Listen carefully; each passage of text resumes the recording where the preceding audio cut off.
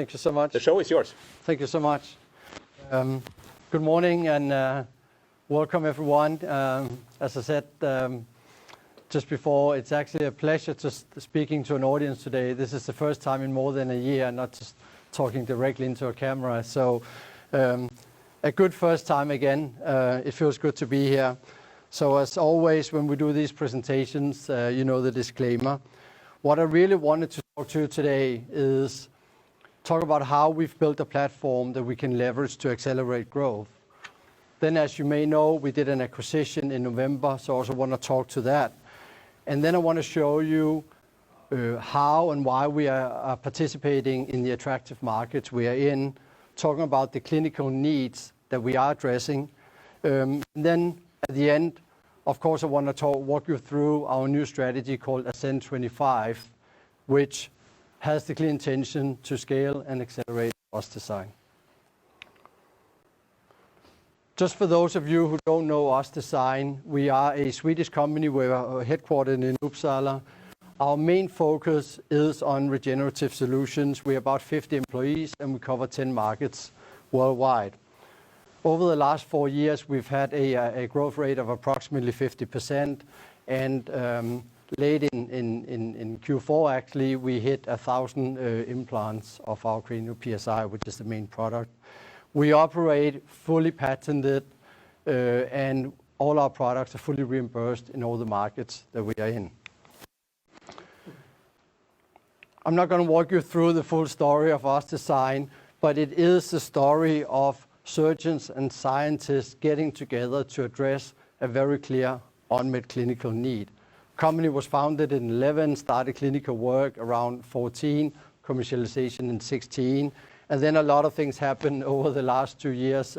Among other things, we IPO'd the company in 2019. Now, a little bit about our infrastructure, because I think that's something that's quite unique to OSSDSIGN, given our age and also our size.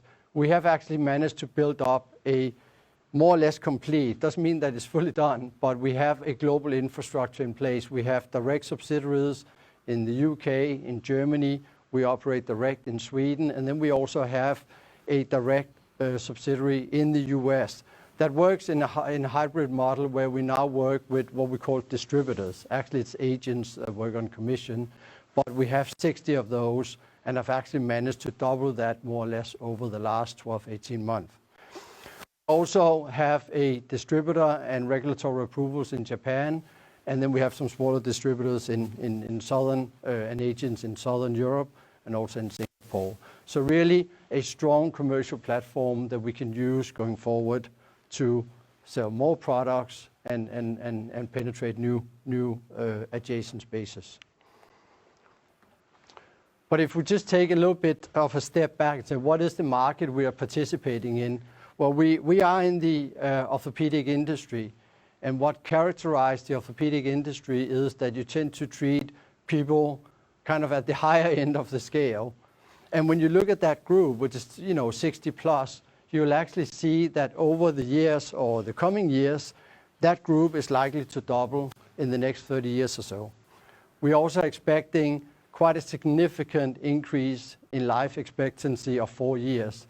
And what does that mean? It means that the population will grow older and therefore have a need for treatment. Unfortunately, when we grow older, we get degenerative diseases and we have a need to get treated, and that's where we come in. So there will be an ongoing underlying volume growth in the years for many years to come. If we look at the market overall, clearly the orthopedic industry is dominated by the US. Approximately 62%, about a fourth is EMEA. So naturally, in the business that we are in, there will be a very high focus on the US market, both from a size point of view, but certainly also from a profitability point of view, due to the ASP being higher and therefore profitability generally being higher in the US. Now, in November last year, we did a very transformative thing. For many years, for the first approximately 10 years of the company's lifetime, focus has been on what we call craniomaxillofacial CMF. so cranial reconstruction. In November, we acquired a Scottish company called Syracuse in a transformative step to actually start broadening out the company into a broader orthopedic player. I'll come back to that when we talk about the strategy. But what is it that this gives us? Well, first and foremost, it gives us access to a very attractive and large orthobiologics market. It also means for us that we get a much higher relevance when we simply have a better offering, more to offer surgeons, so we have better visibility and relevance. And it is also a space that is characterized by gross margin, north of 90%. So very attractive, very profitable space. It also means that as we start sell, we also get more scalability. Up until now, we focus very much on patient-specific implants. Now we get a true volume product. So it is volume production. It's also volume selling. So it gives us a scalability to the organization that we didn't have before. And what we acquired was a synthetic bone graft. And I'll come back to some of the preclinical results on that and why we did it. But it already has a 510(k) clearance. So as such, we can go and sell it in the US as soon as we have production and VAC approvals up and running. It is also a product, and I think that's a very important thing. It is a product that where we can use and leverage some very strong commercial synergies. We are dealing today with a lot of neurosurgeons worldwide, in particular also in the US. Our sales network operate with neurosurgeons, and bear in mind, in the US, neurosurgeons do brain surgery, but they also do spine surgery. So this is a product that fits perfectly into that customer group. We are already there. Our sales network, our distributors are already there. So we can use that to get faster traction. And what the focus will be is on spine. As you see from this chart, the vast majority of the opportunity lies in spine. We also know, as you'll see in a second, that's also where there are some real unmet clinical needs. So our clear focus, we could be expanding. We are actually also cleared for trauma indications. We will keep a very clear focus on spine.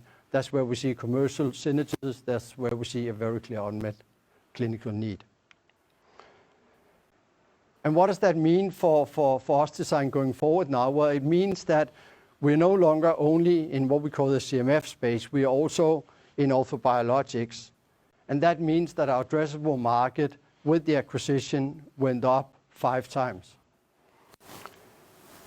It also means that right now we'll be present in the 2 most fast-growing segments of the orthopedic industry, growing approximately 7%. And as you see, both of them very high profit, in particular orthobiologics being extraordinarily high when it comes to gross profitability.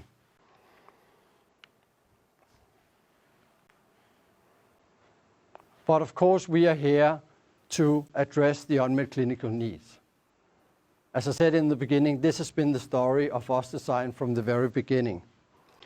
If you take the example for cranial reconstruction, then there are a lot of people that have head injuries in various shapes and forms every single day, unfortunately. Many of those are going to get hospitalized, and some of those are going to need a cranial implant. Now, if you look at the literature today, what we call explantation rate or the removal rate due to infection sits somewhere between 7 and 15%. I even had a dialogue with a surgeon only last week who had 19% removal rate. Now that is extraordinarily high. It's not only very painful for the patient to have to go through this, it's also extremely costly for the society. Right? Having to do a brain surgery 2 times or 3 times costs an awful lot of money, in particular in the US. So there is a very clear unmet clinical need, which I'll come back to in a second. If you take the orthobiologics in the case of spine surgery, now there are multiple clinical studies out there right now, but there are studies that show that up to 1/3 do not achieve the desired outcome that you want. So, you have a back pain. Unfortunately, many of us either have it today or will get it over time as we grow older. Some of us will actually get what we call spinal instability, and therefore a need for what you call a fusion. So you need to stabilize the spine. So what you need when you do a spine surgery is a fusion, that the implant gets integrated with the body itself and it gets fixed. The common denominator among much of the literature is probably that about 20% doesn't achieve that outcome. So it's a very high number. Just to put it into context, if you think about hip arthroplasty, so hip implants, where Sweden actually has a long history with the first register. Right now, here we are talking, just to participate in a contract in Stockholm, you will need to show survival rate in the 98% range over 10 years. So compare this to here, 1 in 5 or potentially 1 in 3 that doesn't get the outcome. So there is a significant room for improvement. This means that the portfolio we have right now is very much focused on the cranial implant. We also launched just before the pandemic what we call our cranial plug. So it's the first volume-based product for cranial reconstruction, for burr hole coverage and flap fixation, and now also with orthobiologics and other products. But let me just walk you through what we're seeing right now, and I won't go into too many details. As we started to commercialize, Karolinska did a study on our cranial implant called Cranial PSI, so the patient-specific implant. That study showed approximately a 2% removal rate. Now this January, of course we're doing post-market surveillance. This January we posted an updated cohort of now 1,055 patients covering all regions in the world, covering 181 hospitals, and that is still showing 2%. And that 2% needs to be seen in the context of the 7 to 15% or even the 19%, which the surgeon reported to me the other day. So it's a very, very significant difference compared to the market average that we're able to demonstrate. And we've demonstrated that now consistently over the years. We've demonstrated consistently across all types of surgeries, surgeons, and geographies. If you look at the orthobiologics, this is preclinical data. So we are pre-commercial. We haven't sold the product yet. We'll do that in the second half this year. But where we got really excited about this product is, as I said, normal bone graft in spinal surgeries, you have this 80% that what we call fuse. So you have 1 in 5 that where you don't achieve the desired outcome. The only product right now that really achieves the outcome is a product called BMP2 or Infuse from Medtronic. It's actually not a synthetic bone graft. It is by far the biggest seller. Unfortunately, it's a bone morphous protein, so it's not a bone graft. But unfortunately, lately there's also been a number of adverse incidents, leakages, and so on, which means there's a certain reluctance. But why is that interesting? It's interesting because when you run preclinical trials, you run it in something called a Boden model, which is a very discriminating model. So it's a rabbit model. You implant it in rabbits. You ask the bunnies to go out and jump around for 12 or 26 weeks, which is a lot more than what a human would do. So when you take what's out there in the market today, they are actually only getting a fusion rate of somewhere between 25 to 50% in that model. Now, the OsteoCube product from Syracuse, which we acquired, actually achieved 100%. Almost 100% already at 12 weeks, definitely after 26 weeks. So in a preclinical setting compared to what's out there with the market, it is outperforming some of the other synthetic bone graft and actually performing on par with the biggest selling product, which we believe at the moment is probably selling at $600 to $700 million a year in the US. That's what we got excited about, and that's where we think there's a big potential. So to sum it up, I think OssDsign is uniquely positioned for growth. We have a really good platform in place. We have a technology platform that we can use to innovate going forward. We have a sales engine that we can use to commercialize product, and we have a team that is much broader experience than just cranial reconstruction and actually has much broader knowledge of the orthopedic industry. So with that, we launched our new strategy about a month ago called OSSDSIGN 25. And what is that all about? Well, the strategy sets the guidelines for where we will be participating. So the first thing is that we are going to broaden out the company from just being a niche player within cranial reconstruction to actually participate broader right now in orthobiologics later this year. And we also aim to enter the spine segment in a more traditional sense from 23. And we have 5 very clear priorities, which I'll come back to in a second, what that means. But it is a strategy, it's a very focused strategy that will have neurosurgeons and orthopedic spinal surgeons as a very clear focus group. And those surgeons we will serve through cranial implants, through orthobiologics or spinal implants. Now, the path to that ambition is really, if you think about the last 3 years, it's been very much about building the foundation. The next 3 years will be about expansion and investment, in particular in portfolio innovation. It will be in enlarging our US footprint, both deeper and broader, and certainly also a very heavy acceleration of clinical work in general, generating clinical outcomes. And then we believe that once we've built that scale from 24 to 25, that's where we start to get a lot more focused on actually the cash flow and the bottom line profitability in the company. And therefore, we've also set a financial ambition for the company as we think into the future. And that financial ambition is we aim to get a revenue of 300 to 400 million SEK by 25, and it's also our ambition that we'll be cash flow positive from operations in 2024. So those are the 2 ambitions that we are striving towards as a company. Now, as I said, the 5 strategic priorities will be guiding our priorities, will be guiding where we allocate resources going forward. So the first one is win in the US. So we are going to disproportionately direct investments towards the US in terms of much deeper customer surgeon engagement and in terms of enlarging the footprint. Then, of course, we need to build the orthobiologics business that we acquired. We need to build production and supply chain, and certainly we also want to commercialize it, which we plan to do in the second half this year. Portfolio innovation is going to be very heavy to our hearts because right now we are largely selling one product, and then we expect once we get on the other side of the pandemic to also sell some of the latest product. But we need to innovate the portfolio both in our CMF franchise, certainly also in our orthobiologics, and in the future in spine.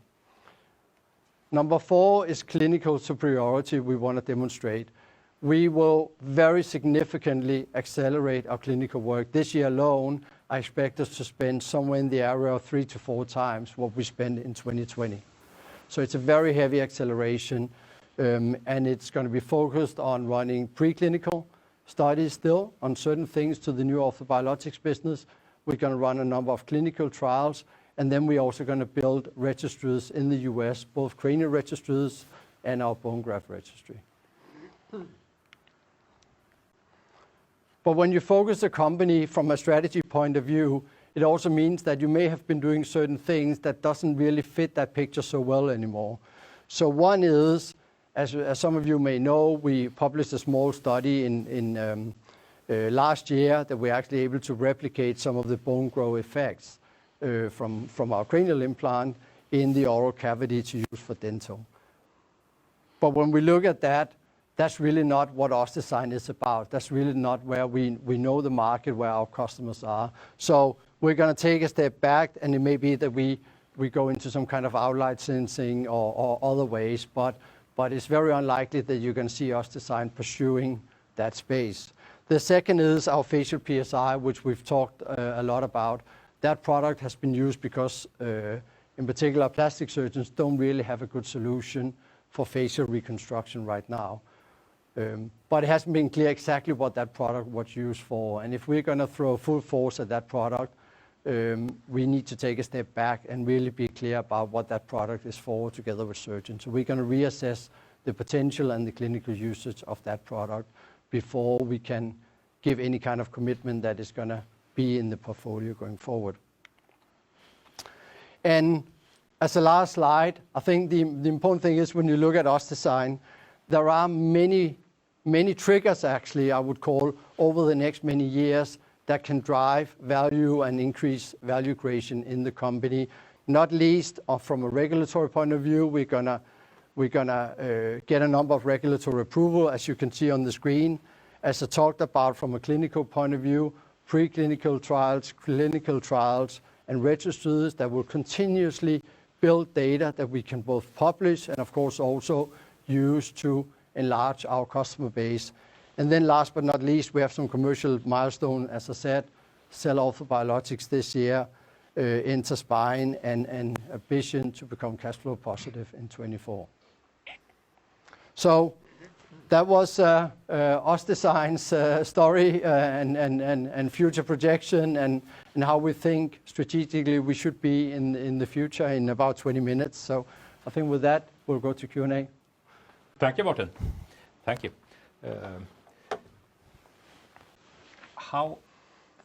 First question, how many of your products are in patients right now? Inpatients? Yeah. How many persons walk around and have? Well, as we've said, it's a little bit. I can't give you the exact number what we have to this day, but our post-market surveillance, we have 1,055 patients now that are being reported on with our cranial patient-specific implant. Okay. And then, let's see, you started OSSDSIGN just about half a year ago. Yeah, 1st of September I joined, yeah. Okay, so was it a given then that, you should do a new strategy, or did you look at it and say to the board, I'm going to do a new strategy? No, not at all. I think it's quite natural when you come into the company. I think there are, as I said, there are many things that really we can leverage going forward, the technology platform and the commercial platform. But as always, when you come in, the management team and I, we spend some time on doing a strategic review of the business. And this is where we ended. So we see very clear where we should be. And we also see some big question marks about things where we maybe shouldn't pursue that as heavily anymore. So that's a part, I think, of coming in and doing a strategic review on the business. Okay. And just key takeaways of Ascend 25, your new strategy, versus the OSSDSIGN 1.0 that you omitted last fall.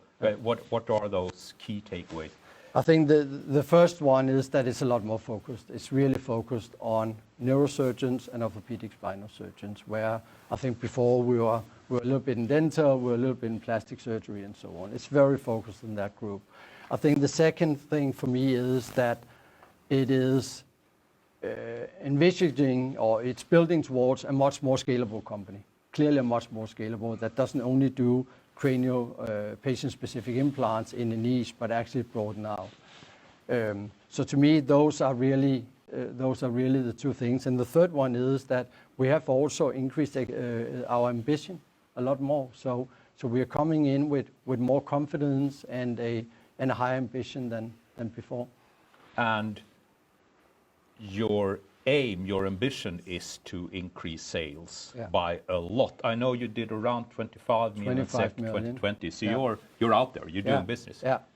But that's supposed to go up 20 times? That is a big step. But of course, in all fairness, we are also in the pandemic, and we think sales would have been differently if we hadn't had the pandemic. We're pretty certain about that.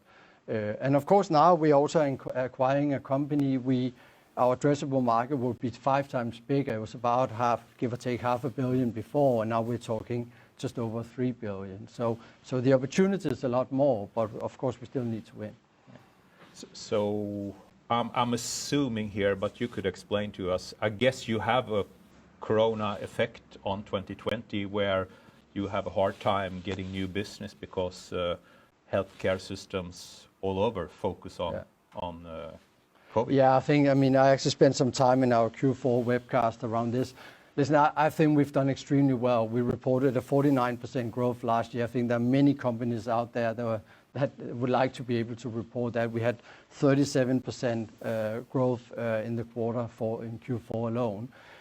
We saw a very hard dip in Q2 like everyone else, but we've also seen a very high recovery actually. So we've seen a shift. We've seen shift moving from the US to Europe, but on a volume basis, actually our Q3 and our Q4 was on par with our all-time high in Q1 last year.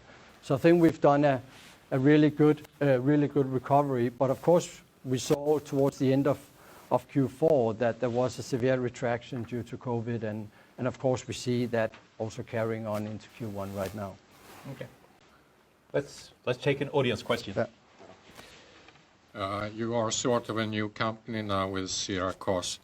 What I wonder is about the entering of the US market. You mentioned that someone, I assume an American company, has sales of 600 or 700 million, and your results are on par, but not superior to theirs. They are established. You will have to wait a couple of years. So how on earth will you enter that market and gain market share from them? Do you need to lower price, or how are you going to go about? No, we are actually going to be on the high end of the price. So this is only one company that we talk about. There are bone graft is a very crowded market. There are many technologies out there, also technologies that actually sell quite a lot, that what we would call third or even second generation technologies. So it's a big market that we can address. And I think it's important to note that, of course, we would all prefer real clinical data when we sell, but you can certainly sell on preclinical data. A lot of companies have done that. A lot of the successful companies in the US today started with preclinical data, and we actually believe, based on what we see, that the preclinical data we have is the best one. And then I think an important aspect is a lot of us have experience in this field. I used to be head of EMEA for one of the big, for spine and orthobiologics. My chairman was CEO from a company. My head of sales, my head of US sales, half of the US sales force, all used to work in the orthobiologics business. So we know it well, we know who the customers are, and we know where to go. Here's another investor questions. When you were talking about the growth of the revenue 20 times within a couple of years, which part will be the fastest growing? Is it both from geographic and from which type of your services will? Yeah, we're not breaking out all the detail right now. So I think the way to think about it is, one, there will be a very significant contribution coming from the US. Not least because when we launch our orthobiologics, it will only be in the US. It's not cleared for Europe. Then I think the orthobiologics will be a very meaningful proportion of the business as we look 3 or 4 or 5 years ahead. Okay. You are planning your long way ahead to do a share offering, and you made it a bit complex. I know corporate finance likes that sometimes. So it's you get 7 new shares for 5 old ones at a bit of a discount. Is that correct? Yeah, I don't want to go into details on the technical part. I think that's one thing to talk about the investment banks about. I think to me the important thing is that we are able to raise a lot of money. We've had incredible support from the existing shareholders, as you saw, almost 50% committed. And we have had a very high interest from new big Swedish but also international investors who wants to come on board. So to me, that's the key takeaway from that, is that it is going to fundamentally change the company and what we are able to do.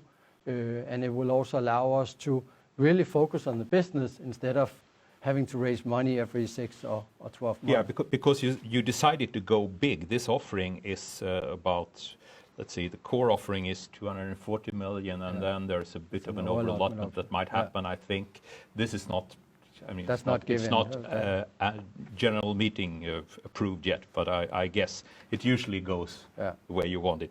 So that's big, and it's actually with the loss rate you had on 2020, that's a 3-year runway. Do you want to get it out of the way and concentrate on your new strategy, or why do you go so big? I think that's certainly a part of it. I think there are numerous aspects. One is clearly that we are a company and we are strong commercially, and that's where we should be spending our time. Raising money is very time consuming, in particular when you're a small company, and it takes time away from other things like actually running and improving the business. So I think that's one thing. The second thing is also, I think, and this is more of a general thing, when you look at smaller companies, there is a constant fear of dilution going forward for many investors. And I think by bringing in the money, that if all goes to plan, and of course there are uncertainties to that plan. We are predicting on a product we haven't yet sold. We're not really sure what happens to the pandemic. So it is our absolutely best estimate. But if we can do that, that could actually take us to cash flow positive without need for further capital. Okay. Time flies. We're actually running over a bit. So I'll give myself the last questions, and I'll make 2 questions into one. So and give us the short elevator pitch on why is OSSDSIGN a great investment for us and not one of the other 700 small mid-cap companies. And also, could you guide us some on some risks that are on the road ahead to the way to glory? No, as I said, I think we're sitting on quite a golden egg when it comes to the technology platform. I think demonstrating clinical on our cranial PSI, clinical outcomes that are 5 to 7 times better, that's very rare. So I think that's very unique. I also think it's unique to OSSDSIGN, as I said, that we have this entire infrastructure in place. It takes a long time to build for many companies. Many don't even succeed. Here we have an infrastructure that once we start to get more products, like we now do with the acquisition, we have a sales channel to funnel it out, which means that it goes a lot faster. And then I think we have a strong team. I think with the IPO, there's a new board. A lot of us are coming in who have previous experience, who have seen what good looks like. So I think, to me, those are the 3 important things. To your question on risk, of course, there is a risk to COVID, of course, which we are not in control of. I think the risk, of course, is always that it takes longer than what you hope and what you plan. We are, as I said, we are predicting on a company that we haven't yet sold. Now, we've had extremely good customer feedback. We already have our first customer commitments. But that is, of course, a risk, that things just, the sheer nature of doing things, it takes longer than what you plan for. But you're a tough Danish CEO, so you will fire all the Swedes who doesn't deliver on time, or no, that's how do you handle that? No, that's certainly not what I'm saying. I'm joking. But we need to be very focused on execution. I think that's what you'll hear me. You'll hear me talk a lot about execution. I think now with the new strategy, we have the guidelines, and then it's really about executing that strategy. Okay. Thank you very much, Morten. Thank you very much. Thank you. OSSDSIGN. Thank you.